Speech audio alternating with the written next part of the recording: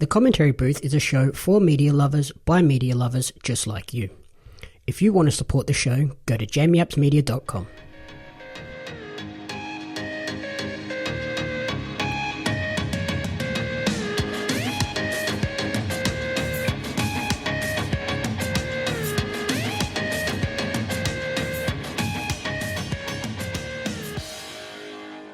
Welcome to the Commentary Booth, the ultimate weekly entertainment recap and review show.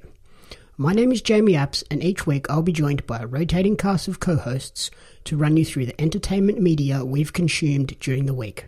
Along the way, we'll provide you with insightful commentary and reviews.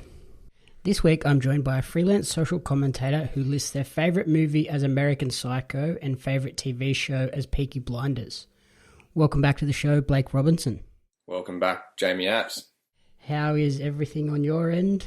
Watching the world crumble? The world is crumbling, the world is ending, and in true 2020 fashion, it's going to go out with a bang. Or a fizz. Yeah, there's definitely going to be no bang. Yeah, well, nobody could go to the New Year's fireworks unless they're a frontline worker anyway, so... Yeah, who even cares about the fireworks? Yeah, no, the fireworks are the last of my concerns. I can't remember the last time I made it to the fireworks. Like, usually I'm asleep long before then. If dogs hate fireworks, then I also hate fireworks. Good. New Year's Eve, I'm usually in bed by 10:30. I'm terrible. Oh, it's a little bit better than me. Nah, New Year's is overrated anyway. I'm glad it's cancelled. Yeah, I honestly cannot remember the last time I was awake for New Year's to come in. Oh, kiddie fireworks. Yeah, that's usually about it. Watch the kid fireworks and then, righto, bedtime now. What have you been checking out recently? Oh, man. Well, I was just cruising on the netties, as you do, and I stumbled across Mank. David Fincher does it. It's a movie. David Fincher, of course, did Mindhunter. Okay, yep. It stars Gary Oldman, basically set in, I think it's the 30s.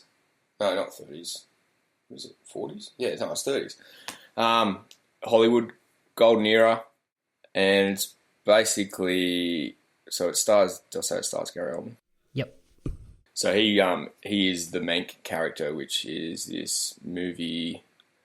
I'll say he's a screenwriter, and it's all in black and white too, which was interesting. I started watching it and I was like, had to pause it and like Google is like this whole thing in black and white, and it was. I was like, I wasn't sure about it, but then I was like, I stuck on. I was glad I did. It was very good because they've been trying to make this movie for years apparently.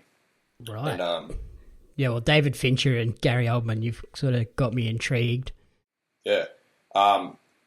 So when they were filming or writing the movie Citizen Kane, it's based on that. Oh, okay. So it's based on a like true story, but there's like Fincher's tweaked a few bits to make it like his sort of story. Yeah, sort of similar to what he did with Mindhunter, where they've taken. Yeah, exactly. Yeah, same thing. Yeah, so they've used like the real life characters and ideas, but he's sort of got his own twist on it. But yeah, they've been trying to make it for years, and he's finally come out and finished it. Nice. Yeah, it's great. Was it one of those freak out moments where you're like, is my TV broken, when it was all black and white? Well, you know how like some of those movies, like when they're doing like flashbacks and they like have it in black and white, so you like sort of know it's like a flashback, like a looking back in time sort of thing. But yep. I was like, oh, maybe it's just that, but no, the whole thing was black and white, which was different. Yeah, I've put a few things on recently where it's been like that, and I've been like, did my TV just break? Like, what the heck's happened? And then all of a sudden it comes into color. I'm like, okay, no, sweet, I'm fine. Yeah, but they film movies in black and white. Like they're not edited. Like actually film them in black and white. Like the cameras are like black and white cameras. Oh, they use like actual black and white cameras and film and stuff. Wow. Yeah, that's pretty cool. So it's not like edited. I think that's what they do. Wow. I suppose that would give you a more true like color palette rather than yeah, exactly. Like if you're using a digital color one and then black and white, like there's going to be parts that just wash out because it doesn't pick it up properly. Yeah, you think, I don't know much about editing and whatnot, but like obviously a photo, it's still so everything you can see, it's just easy to edit there and there, but I think moving parts would be a bit hard to edit. Yep.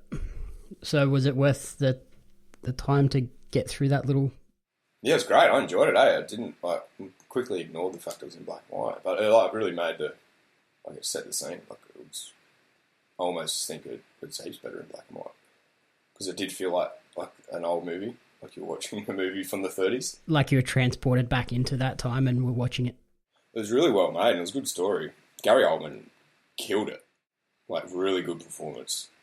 So he plays the screenwriter, and he has a car accident early on, and he's breaks his leg pretty bad, and he's like a crippling alcoholic too. Yep.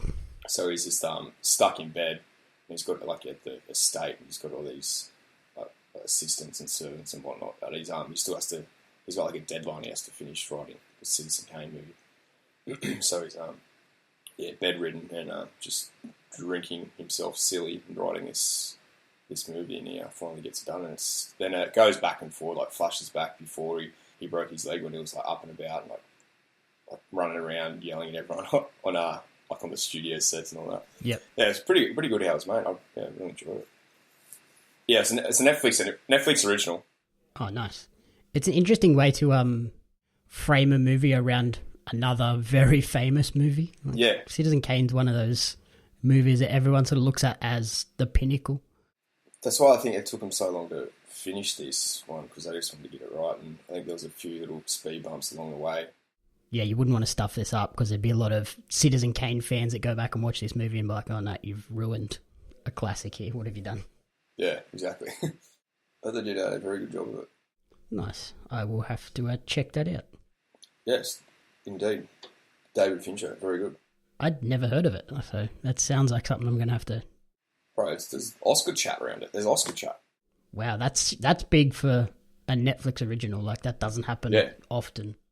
Yeah, I think Gary Oldman was in the conversation I was seeing, and even screenplay as well. Okay. Yep, I'm going to have to check that out before the Oscars happen this year, however they're going to go on. Surprised you haven't heard of it. Yeah, when is the Oscars normally? Isn't it January? It's, usually very early in the year, so it'll be interesting to see how they happen this year. I'm assuming they'll be a weird Zoom call thing. Yeah, true. No, it would be very interesting, because they just snuck in, obviously, this year, I guess. Yeah, they got in just before the world went all topsy-turvy, but because I know the Game Awards were on recently, and they did it they had the main host, obviously, on a set. Yep. And filmed that part, and then all the sort of award winners and presentations and stuff were sort of Zoom call things. Yeah, I can't think if I've seen any award shows, but I was just about to say watching the NBA draft was pretty interesting. Yeah, strange. Same as NFL draft a few weeks before. Yeah, it's just different. So the top prospects, they go on stage and they get their hat for the team they go to, but so they've sent all the top prospects, all 32 hats, and they sit there in their living room with their family, suited up, and whatever team they grab the hat out of that box. So big operation, sending what would have been 100 top prospects, 32 hats each for each NBA team. Yeah, that's a lot of random hats that never get used now. Yeah, but they did it very well. Then I sort of just had the three hosts at the headquarters and David Stern, the commissioner elsewhere. But yeah, I think that's the new norm for a bit now. Yeah, well, the way things are going, I can't see it going back to normal there for a while. We were close and... we were so close. Toss that in the bin real quick. The old complacency got the better of us. Well, there's even chat now that the Sydney test might not go ahead. That's going to be... Yeah, I was just watching the news now. Surely it'll still go ahead. It's just a matter of whether there's a crowd. Well, they said it's going to happen at the Sydney Cricket Ground. If it happens, it's not going to happen elsewhere. Okay, yeah, so there just might not be a crowd. That'd suck. Cricket with no crowd's going to be weird. Yeah, well, I've been checking every day for ticket information for the last couple of weeks. So I wanted to go. I was looking pretty handy. We're going to get crowds in there. It was going to be almost back to normal. But now, not so much. Well, Sydney at Hobart's cancelled too. Yeah, the first time since World War II. Craziness. Yeah, so I was just watching then. Heap of the yachts just got up here. They found out when they arrived. Big operation. Surely they could have managed to work out a way to get that to still run. Yeah, I don't know. Test the races before, So, like, test them now, because they're obviously all going to be here now. Test them. If their results come back clean, they can do the race and then just make them isolate when they get to Tasmania and whilst they're here before the race. Yeah, I'm not an expert on it, so I don't want to comment, but there's got to be one of the easiest sort of, on face value, things to handle. Yeah, because literally they're just on a ship, like they're on a yacht, like they're not... Yeah. The only points of contact are if they get off the boat now, before the race starts, and then when they get off at the end. I think Tasmania, because it's like how landlocked they are and whatnot, they shut everyone off pretty early and just they were cruising like normal down there. Like they had no cases or anything. Yeah, I'm pretty sure they're at 0 now, but like I can see why they don't want a whole heap of random international people coming in, but... Yeah, the international, yeah, and thousands of people from mainland coming down, and you can just tell it would take off instantly. So yeah, over on Netflix, I checked out an interesting movie this week too. Yeah, hit me. I watched Peppermint, the new Jennifer Garner, or newish Jennifer Garner movie. Oh, is it Jennifer Garner? I actually had a look at it. I've been meaning to watch it. Yeah, so it's a movie from 2018, but it's like just hit Netflix now. And it's got Jennifer Garner playing a mother who goes on this... She's just hell-bent for revenge after her husband and daughter are killed in a gangland drive-by shooting. Yeah, right. So she, similar to like what happens with Taken, she just goes on... Yep. Goes on this rampage, just slowly taking out everyone that was responsible. Really? For the shooting, and like the judges and the cops and the prosecutors and everything that sort of helped the leader of this gang get off. That's not too corny? They do a good job of it. It's a typical sort of action flick, like it's pretty over the top and ridiculous, but it's a fun one, like, and it's non-stop from the get-go, like the whole time there's something happening, so it's hard to... You're constantly involved, you're not like drifting off like I'm over this now. So I'm thinking it's bringing me back to, was it Unhinged from Russell Crowe? Them sort of vibes? Yep. Yeah, like the whole time it's just like, oh my God, how's it just getting crazier and crazier? Bit of badass Jennifer Garner. Yeah, it was fun. There's a nice little plot twist at the end, which I'm not going to give away, but you're like, oh crap, that happened. So that was a cool little spin on it, and the body count's pretty high though. I think she racks up like 35 or 40 kills herself. Yeah, solid. Where's it set? What gang is it? Is it like real life gangs? No, it's just generic LA drug dealer gangsters. Yeah, standard.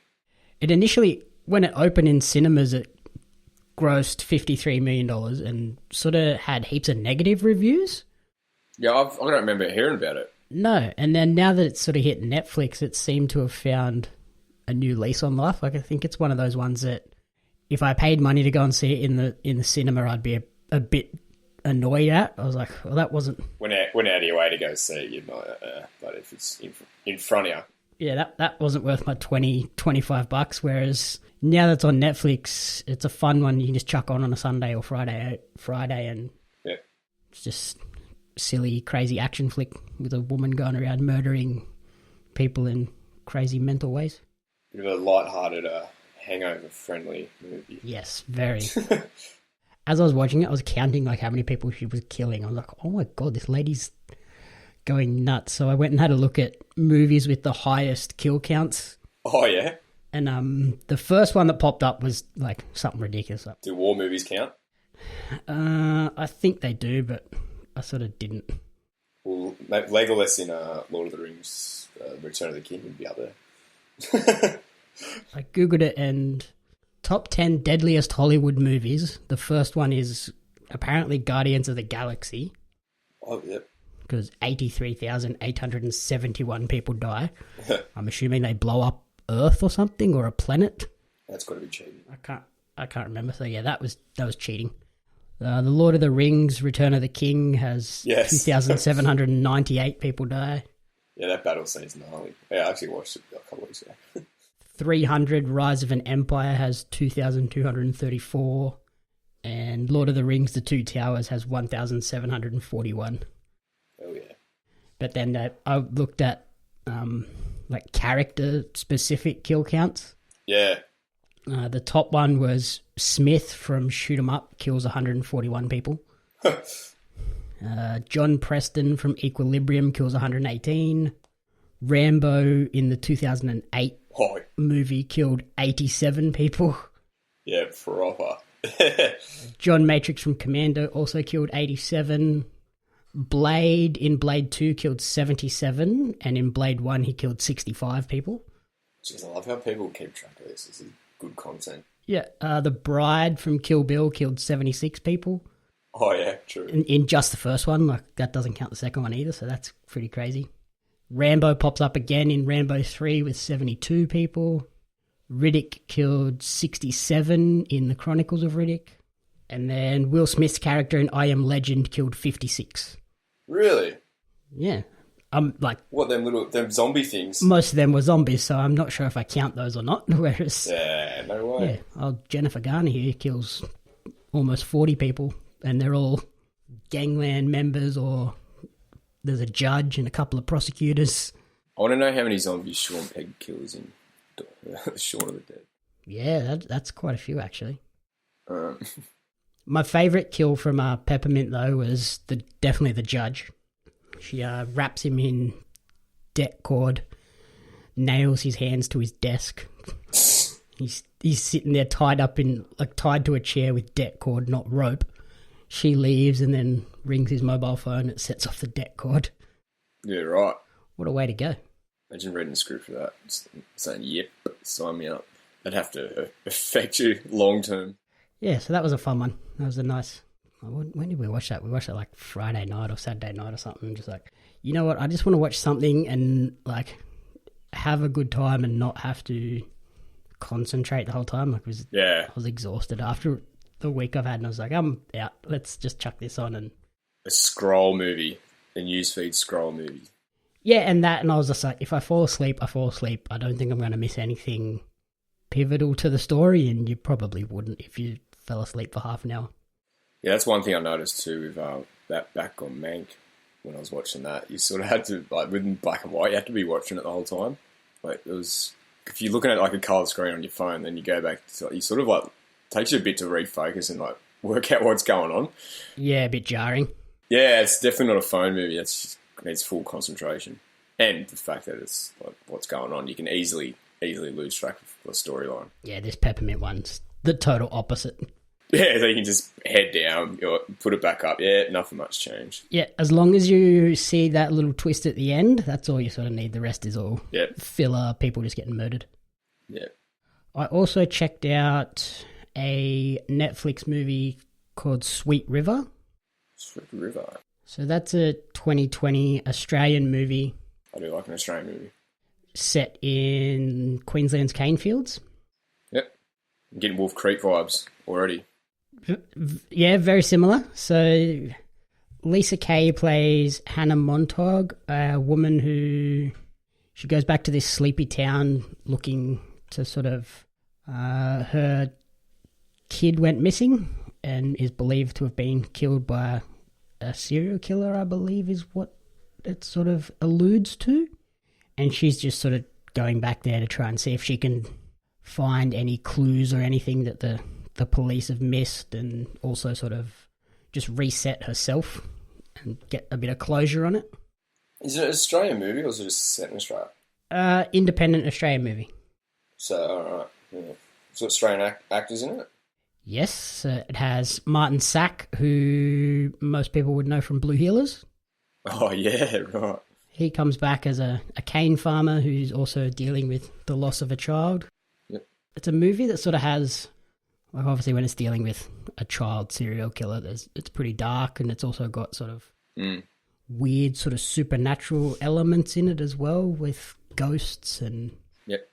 Just, it's a strange one. There's lots of twists and turns, probably because of that and all the different supernatural vibes and stuff. It got a little bit muddled and not as clear as I think they intended it to be. Yep. You easily fall asleep if you're not hooked on it from the very start. I was struggling there for a little while because it's just not clear. Like, is it trying to be a proper supernatural horror movie, or is it supposed to be this like proper hardcore thriller about loss and grief? They're claiming it as a psychological thriller. Yep. Yeah, so it was an enjoyable movie, but I think if they just scrapped the whole supernatural part altogether or lent into it more, like either make it really supernatural or don't at all, and it would have been a better movie, I think.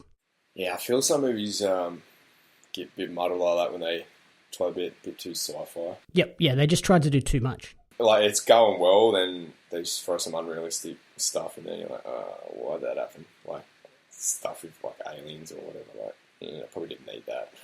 Yeah, like Hereditary, it sort of gave me similar vibes to Hereditary, which had those... Oh, yeah. So a bit chilling. It had those supernatural elements, but they just sort of were in there every now and then and sort of sprinkled in to heighten the scariness. Whereas this one sort of tries to make it a main part of the story and it just gets lost. Yep. Yeah, I was just seeing Hereditary and like Get Out as well. They're just done perfectly. Yeah, it's more about the psychological elements, and then those supernatural bits are just sprinkled in extra seasoning. It's just something about Australian accents that make movies just chilling for some reason. Yeah, I guess because we're not sort of, like, you watch a movie and you don't sort of expect to hear that. Yeah, and it's like, oh shit, this is all pretty real. This is close to home. Yeah, very close to home. So did you watch Unhinged? No, I never got around to watching it. Oh, bugger. It's available now on Foxtel. Yeah? I know that much. I keep seeing the ads for it. It might be on Stan or something. It's probably on Apple, like to rent or something. See, going back on that would look like another one you probably wouldn't, if you went to movies to watch it, be a bit not impressed, or was actually, you rated it, eh? I really enjoyed Unhinged. Yeah, you did, eh? You know what you're talking about. It was crazy, like it was ridiculous, but I actually really enjoyed it. When I started seeing the ads on Fox, I was like, I could easily watch that again. That was fun. No, I don't know. I forgot what I went to watch. Maybe when I went to watch Tenet, I seen the ad for it. Yep. Before the movie started. Yeah, Tenet's out on DVD now. Blu-ray. Yeah.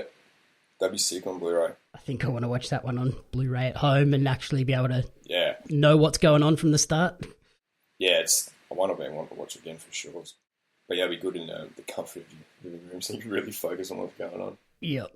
And then, sort of the last one I've been watching, since it's sort of the Christmas break, I've been watching other random things rather than focusing on crazy stuff. I know, I've been rewatching old stuff too. Yeah, we've been watching the Final Destination series. Oi! Did you watch all of it? I thought about this the other day. I don't know, I randomly thought of Final Destination. I think it was 3 or 4 one I really enjoy. Where it's at like the NASCAR track and the car like goes up around the corner, 4. Through the fence into the crowd. Is that 4? Yeah, I want to watch 4 again. That's sick.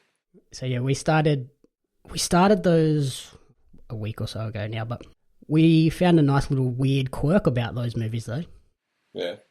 The first 2 are on Netflix. The 3 and 4 are on Stan. Only 3 and 4 on Stan? Mm-hmm.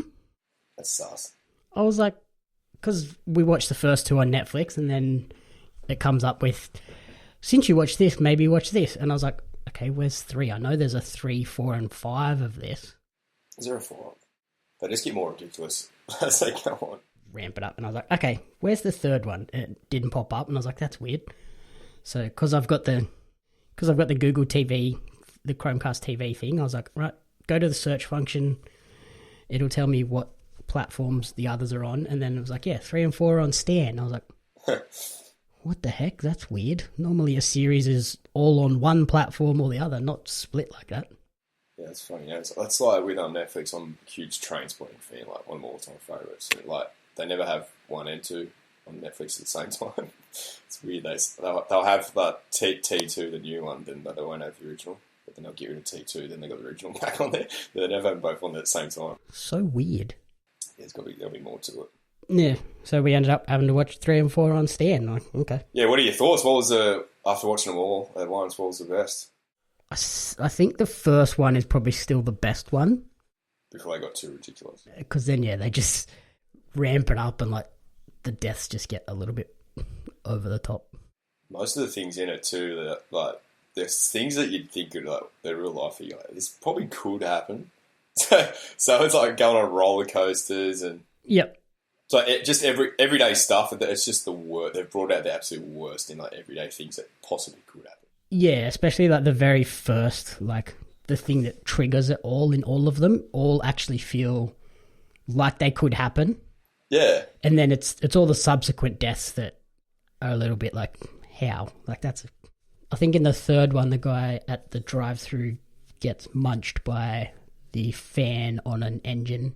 Yeah.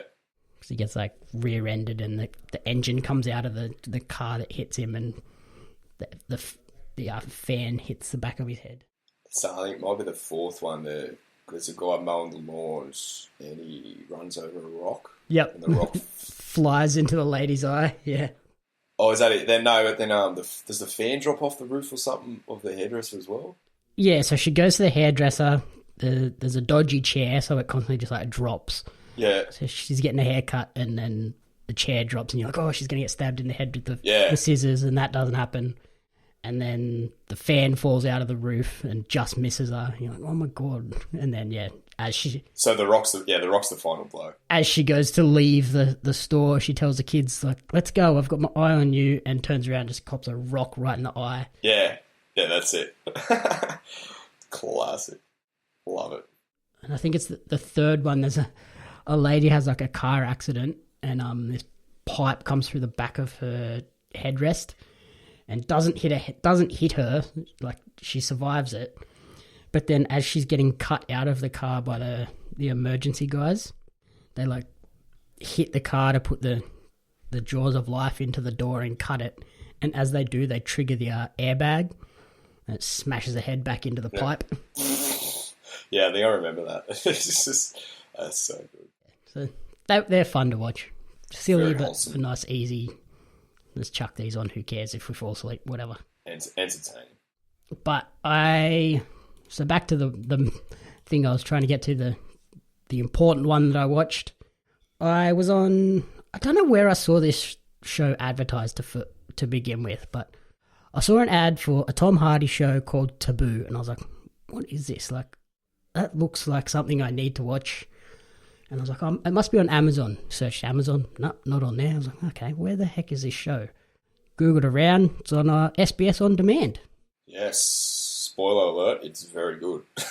Very good. Very, very good. Yeah, I'm only 4 episodes in, but I'm extremely impressed. Yeah, very, very Peaky Blinders. Oh, well, it's like, wasn't it 2017? Yep. So, is that pre-Peaky's? That'd be, maybe series 1 of Peaky's might have been there.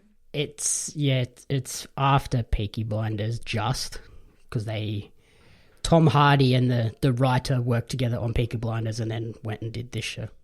Oh, right. Because I know Tom Hardy was a producer of this too.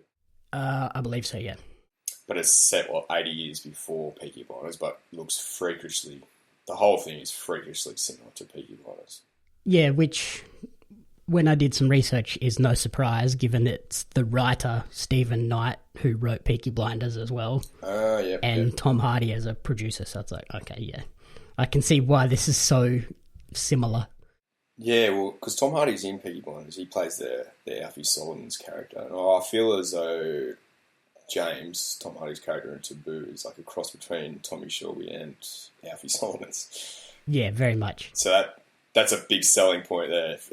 Cross between Alfie Solomon's and Tommy Shelby, that's the main character. Yep. Yeah, so Tom Hardy plays James Keziah Delaney, who's this sort of shipping merchant and trader who decides that he's going to pretty much go to battle with the East India Company and the British Crown over a shipping lane and the rights to a territory in North America. And when is it? In 1814. Yeah, it's very early 1800s. But it's sort of... You can't really tell the difference much between that and, 1930s Birmingham, what Peaky Blinders is. It looks very similar and for like a 80, 70 year difference. Yeah, I think like the only difference is that there's less of sort of the Industrial Revolution the guns are very old muskets and stuff, and then there's no cars. It's all just horseback and carriage. Yeah, which I really enjoyed. The costume design is incredible. Yeah, and Tom Hardy. I think this is my favourite role that I've ever seen Tom Hardy in, actually. It's killer. He's awesome in this show. Like, really suits him. But it's like heaps pure Tom Hardy. Like, a lot of Tom Hardy's characters are like your Banes, like again on Alfie Solomon's. Like, is that Tom Hardy or is it not Tom Hardy? He gets a lot of dramatic makeovers, you could call it, I guess. But this is like raw Tom Hardy. Yep, yeah, this is just him, and like he speaks clearly and fluently. Like you can actually understand everything he's saying, and it's just a scary dude. Like he returns to England after 12 years in Africa, where he seems to have picked up sort of some weird voodoo magic stuff. Yeah, a lot of black magic in this. But I think around that time too, that this show reminds me of Sherlock Holmes with Robert Downey Jr. Yep, big vibes from that. It's probably set around the same time too. Yeah, it would be actually. Yeah, it would be. In London, same thing. Sort of looks into like the dark side of London, the underbelly, and what was going on between the UK and the US during the War of Independence, essentially. Yeah. Now that I've mentioned Sherlock Holmes, there's someone in this from Sherlock Holmes, the movie. Forgot. Who was it? I don't know. Oh, you know that Atticus character in it? The guy with that tattoo, and he said the one that stole his horse. Oh, yep. Yeah, bro, I thought that was Russell Crowe. Close. I was like, holy... Yeah. What's his name? Stephen Graham. Yeah, I was like, wow, is this Russell Crowe? It's a pretty brutal show at times too. Like, I'm not sure. Yeah. Where are you up to for? I'm not sure if you've seen some of the... It's been cast very well. The most gruesome deaths, but there's a few pretty hectic ones in there. Yeah, where is it? The one at the farm where that hitman comes for him. Yep, that's the one I'm thinking of that's pretty intense, where he guts the guy. Yeah, I thought he was like ripping his nuts off. Yeah. I thought that's what he was doing, but it was like ripping his open and his insides, and he did his little black magic on him. Then he ended up seeing the extent of what happened later on. Yeah, and then he I think there's another point where he cuts someone's heart out and delivers it to someone else. It's like, holy dooly. Yeah, that was another hitman. Remember he dumped it, or they dumped the body on the riverbed, beside the river. Yeah. It's only 8 episodes, and they're about an hour each. Oh, is it only 8? Oh, it's only halfway. That's right then. But yeah, no surprise that it had those Peaky Blinders vibes, and it's made me sort of want to go and check out some of Stephen Knight's other work. He's done... Yeah, for sure. A movie called Serenity, and he also wrote the show C on Apple TV Plus. So yep, no. I might have to go and check that one out now, because this show was awesome. I love this show so much. Yeah, I was very impressed. Apparently, it didn't get renewed though. When I was looking at it the other day, it has been renewed for a second season in March 2017, but as yet there's been no progress on it. I don't know what's going on there, which is very disappointing. Well, I don't know how it ends anyway. So does it look like it's got potential for follow-up? There's definitely places it could go. I'm not going to sort of suggest any to ruin it for you, but it's definitely got like potential to continue on. But yeah, as yet nothing, which is a bit disappointing. Hopefully when our production and everything gets back to normal, they have had this year to sit down and finish the script for season 2 and can actually get rolling, because I want more of Taboo. It was awesome. Yeah, I punched out the first 4 episodes at once. 4 hours sitting. It's very good. Yeah, I think I watched all 8 in 2 or 3 sittings. Yeah, I might even knock out the next half. Yeah, a lot of cool little storylines in it within the main story that I enjoyed. Like the relationship between the Tom Hardy character and his sister in it. Oh, yeah, it's a bit of fun. Yeah, I was like... At first, because it's his half-sister, at first I was like, these guys are getting a bit close for brother and sister.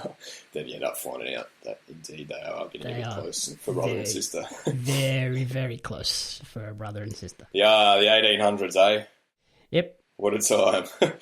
And what was another one? There was, I'm waiting for him to have some sort of relations with his dad's widow.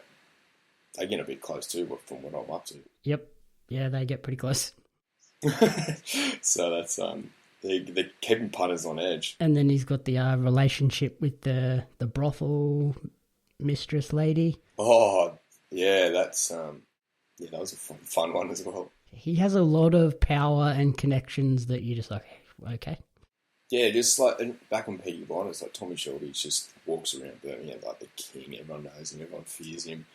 So yeah, he's got the connections with just everyone, like all the bookies. Early on in Peaky Blinders, all the bookies, like everyone at the pubs, like the cops. But the same as in Taboo with Tom Hardy. He's in with the madams at the brothels. He's in with the rugged merchants down on the docks. He just knows everyone. Yeah, and then he's got like spies in the East India Company, spies in the Crown. Like he just knows. He knows what's going to happen before it happens. So he can. And he's in with the American government and always the president, really. Yeah, he's just a very smart man and a very good show. Yeah, so if you like Peaky Blinders, you'd be obsessed with this. Very, yeah. So yeah, now I'm going to go and watch C on Apple TV Plus, see if that continues the Stephen Knight love, and then if not, then I can just go back and finish Peaky Blinders. An interesting thing too when searching for Taboo, there was actually a movie called Taboo in 2005 which starred Tom Hardy. Oh. No, was it 2002? It was pretty early on. Yeah, 2002, I think. Surely it's different. Yeah, it is. Because I remember when I was searching for the series Taboo, I found it. Weird that it's the same title with the same actor and it's a different thing. Yeah, I think Tom Hardy, 2002, Tom Hardy is a bit unknown. But yeah, definitely going to check out see how that goes. Hopefully it's good. I've heard mixed reviews, so I'm weary. Stephen Knight, what is it? Serenity. What is Serenity? I'm looking at it now. Oh, Allied? Does he do Allied as well? I love Allied. That's a great movie. Yeah, he does a few. And then... For Brad Pitt. Yeah, I didn't realise it's got all this. And this show, C on Apple TV has Jason Momoa as the lead actor. Oh, yeah. Could be interesting, could be terrible. Yeah, geez. Stephen Knight's done heaps of stuff, hasn't he? Done a lot of stuff. Yeah, I know what C is now. Yep. Yeah, it's very... It's one of those ones where you're like, I don't know what you're talking about until you see it, and you're like, oh, yep. Yeah. I remember seeing ads for that. Speaking of Apple TV Plus, what's that show we watched with the weird baby? Servant, bro. I'm proper keen for the follow-up. Oh, that was great. Really good. That's back in January. So if it's official? Yep, yeah, season two starts very early in January, I think. Because they've been teasing it for ages. Yeah, I'm so glad that got renewed. The 15th of January. I reckon I'd be in a position to watch season 1 again too, because I've almost forgotten how it finishes and whatnot. So I could watch that again and still be entertained. Yeah, it's probably worth a recap. Yeah, for sure.